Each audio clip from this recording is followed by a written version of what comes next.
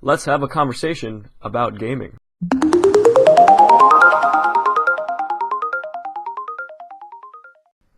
I want to welcome you to the very first edition of Case Conversations. Today we're going to be talking about video games thanks to a question asked by It's 'Cause I'm Greek 32. He asks, what are your views on the portrayal of video games and how they may or may not be affecting children in the media? Well, It's 'Cause I'm Greek 32 has a video game channel of his own. He does play alongs if you guys want to check him out. I'm sure he has opinions on this matter. I'm going to give you my opinion and you guys are free to join in on the conversation, alright? Well, my very first video game was Donkey Kong on Super Nintendo. But when I decided to get out of the Stone Age, I went to PlayStation 1, played Crash Bandicoot. That was my favorite game, all the Crash series. Then I moved up to Xbox. Halo is my jam.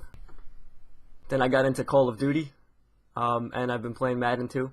I haven't played console in a very long time because I'm hooked on League of Legends. I kind of turned into a PC gamer after console. I kind of threw my console in the garage and haven't touched it in over a year, so I don't know if that's a good thing or a bad thing, but I'm pretty happy with League. As for violence in the video games, I'm pretty sure I've played the violent video games. You know, there are other, I guess, types of violence like horror. I'm not really into the horror video games. I know some people love watching those play-alongs because they're hilarious and the reactions are priceless. There's outreach groups and stuff like that where parents try to gather up and form groups against violent video games, as if violent video games haven't been around forever. And even before there were video games, I'm sure there were violent games. And media isn't just isolated to, it's not just video games. You got movies, you have music, you have all different media.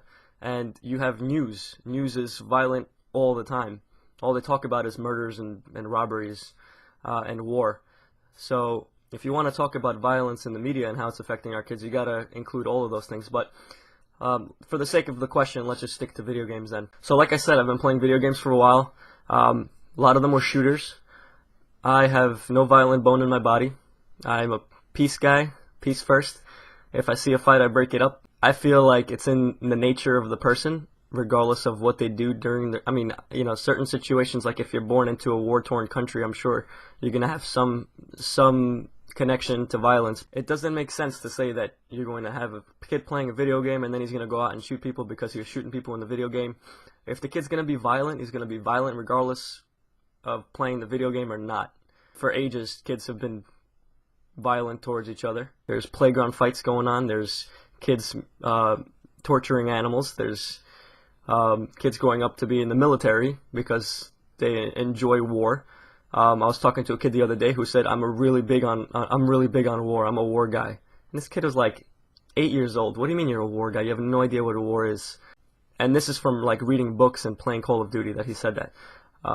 But I played the same game and I didn't say those things. So it's not really fair to say that these video games are causing kids to be violent. Now we also have to define what violence in video games are, because you could look at Pac-Man and say that Pac-Man is a good wholesome game and he's going around chomping on ghosts and ghosts are chasing him, trying to chomp on him. That's kind of violent. Got other games like Super Mario where he's just jumping around crushing little turtles' heads and stuff, and that's not cool. Those guys are just chilling and he's jumping up and hitting them into space, but he's going around jumping on a bunch of mushrooms and stuff and killing them. So that's not really non-violent, is it? And of course now it gets to the point where these video games are pretty realistic and very gory. You know, you get the effect of when you're bleeding out, you get the whole red on the screen. It's like you're making these kids see red. You're forcing the red upon them, you know what I mean? You play games like Gears of War where you're turning around and shottying people around the corner and they're just exploding into body parts. Yes, that may be fun and entertaining.